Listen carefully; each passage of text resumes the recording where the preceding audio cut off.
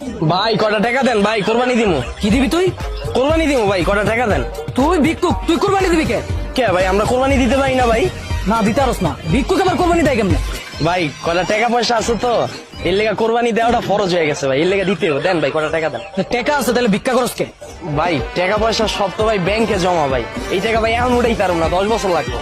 এখন তো ভাই নাই নগদে, কিন্তু খরচ তো হয়ে গেছে কোরবানি ভাই। দেন ভাই কটা টাকা দেন, কোরবানি দিন।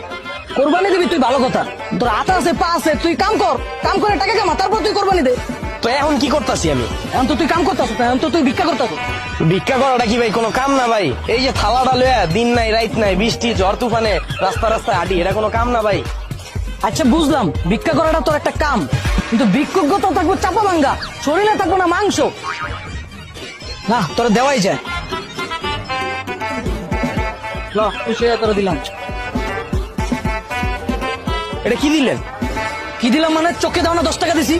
ভাই মেয়ে এতক্ষণ যে আপনার লাগে গেজেইলাম, এই সময় তো আমি বাইরে খেত মারলে 20-30 হাজার টাকা পাইতাম। আমি কি আপনার লেগে 10 টাকা লেগে গেছেছি? 10,000 টাকা দেন, বললাম না কোরবানি দিব। লন এটা রাখেন। ভাই আমার ভুল হয়ে গেছে, আমার মাফ করে দেন ভাই। ভাই আমি থেকে জানগা ভাই।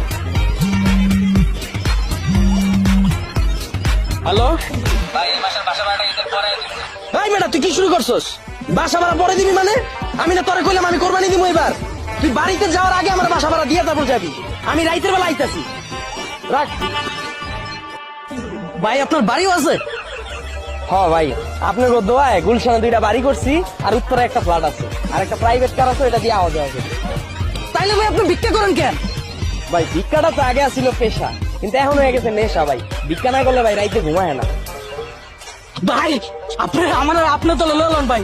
ভাই আমি সারাদিনে 24 ঘন্টা কাম করবো ভাই, আমার টাকা পয়সা খুবই অভাব ভাই। ভাই বেটা ওঠ। এখন আমার ধান্দা টেনে বেটা তুই ভেজাল করো, সবচেয়ে খারাপ।